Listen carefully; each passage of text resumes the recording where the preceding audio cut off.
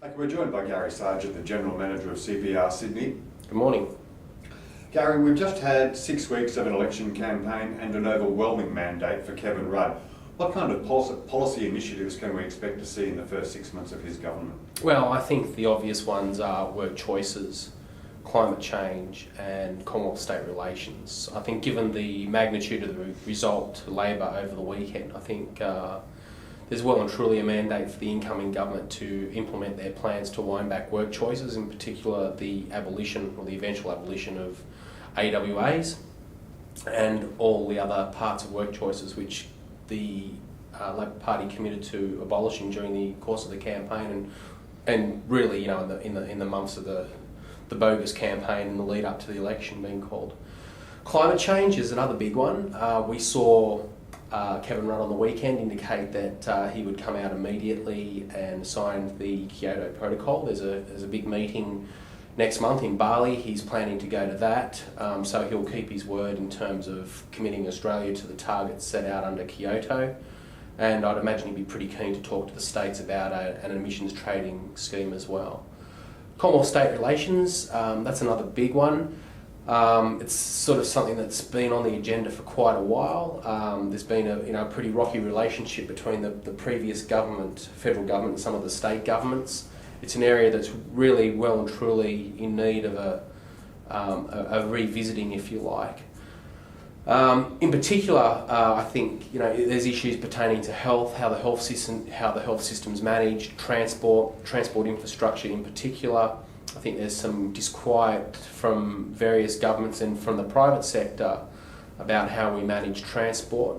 The previous government introduced AusLink, which was viewed really as some sort of bureaucratic pork barrelling exercise to shore up some marginal seats for the coalition. So there really needs to be a revisiting of that and a serious look at constructing intermodal hubs to be able to have this seamless transition of goods coming off the ports and onto the roads and into the rail network, so it can be distributed across the nation. It's a serious macroeconomic issue that needs to be addressed by the incoming Labor government. Water's another big issue. The previous government introduced some changes to the way the Murray-Darling was managed. I think those changes were pretty much well received by the community, but I think Rudd's identified that there's a lot more to be done. Again, on the weekend he made some noises about desalination, and I think he'll be pretty keen to talk to the states about having a coordinated approach to ensuring that there's an ongoing fresh water supply for all of our communities right around the country into the future. The other issue is the carbon emissions trading scheme. I'm pretty sure on the back of his discussions in Bali on the Kyoto Protocol issues, I'm pretty sure he'll be very keen to talk to the states about having an emissions trading scheme that's nationwide with proper targets, properly managed, that will work and attempt to reduce our emissions as a nation. Now, you mentioned that a Rudd Labor government would begin the task of rolling back some of the aspects of work choices. What else can business expect from a Rudd Labor government? Well, I think in terms of running the economy generally, it'll be business as usual. Rudd's described himself as a fiscal conservative in terms of how he'll run the nation's budget.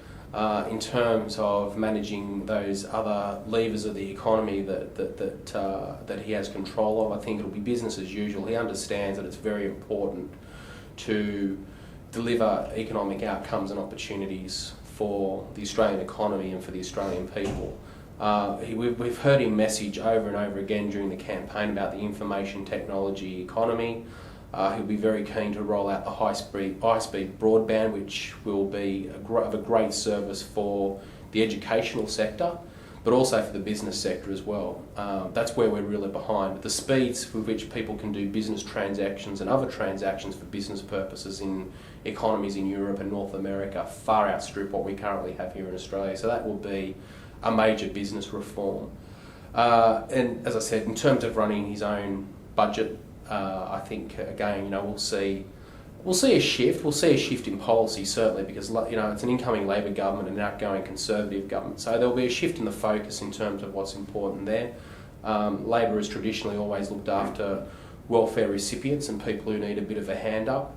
So there might be some redefining of that policy, and that will affect obviously some fiscal issues. But basically, we've seen Rudd commit himself to a deficit of no more than 1% of GDP, so he'll stick to that. Now, one of the major issues during the election campaign was, of course, the war in Iraq. Kevin Rudd is a former diplomat, he's a former shadow foreign affairs spokesman, and that's likely to have a keen focus for him. What can we expect to see different from Rudd that we saw from the Howard administration? Well, it was interesting on Saturday night. We saw Rudd come out immediately and state that he'd been on the phone to George W. Bush. He indicated that the US-Australia alliance is something that is of great importance to him, and I think that's right. I think what's identified is that Australians generally like the US-Australian alliance. It's something that's important to us. It's a cultural thing as well. It's a defence thing. It's a political thing. But I think what people don't like is the subservient nature with which we've come to be regarded around the world in terms of how we interact with the United States. We previously had a very good reputation as a middle order power that had a sensible and balanced approach to international events and international politics. I think there's probably a wider view now within the Australian community that the Howard-Bush relationship was a little bit too cosy and we turned into somewhat of a little lapdog for the United States. I think Rudd will be very keen to balance that up, that we'll have a strong and robust relationship with the United States, but they can't count on us to enter into every little conflagration that they want to initiate around the world, that there'll be some serious consideration and weight given to that beforehand. The other thing that shouldn't be discounted, obviously, is that Kevin Rudd is a former diplomat. He speaks fluent Mandarin. He's travelled extensively throughout the Asian basin, and he understands that he has a vision that the way forward for Australia and for our economy is our relationship with China and other Asian economies. So don't be surprised to see that really significantly bolstered under a Rudd leadership.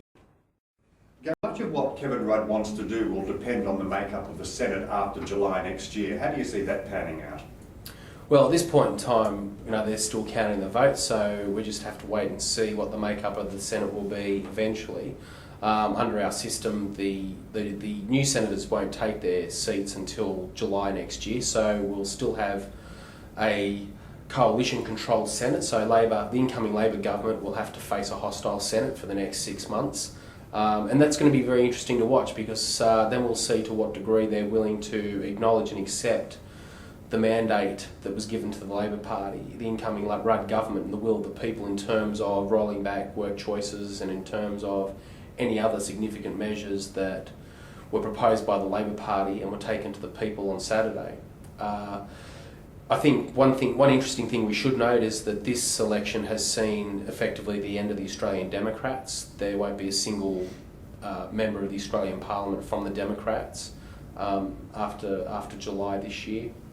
Sorry, after July next year, and the Greens are probably going to be the beneficiaries of their demise. They got a significant vote in Tasmania and other parts of Australia. The other interesting thing to note is the election, easy election really, of Nick Xenophon in South Australia. He got a huge vote, a quota plus, and again with the Greens in Tasmania, a huge vote, they got a quota plus as well. So we will have to sit back and wait and see how many Greens eventually get into the Senate. But also, with such a huge swing to Labor nationwide, also sit back and wait and see how many coalition senators eventually maybe lose their seats to the ALP as well. Thanks very much. Thank you.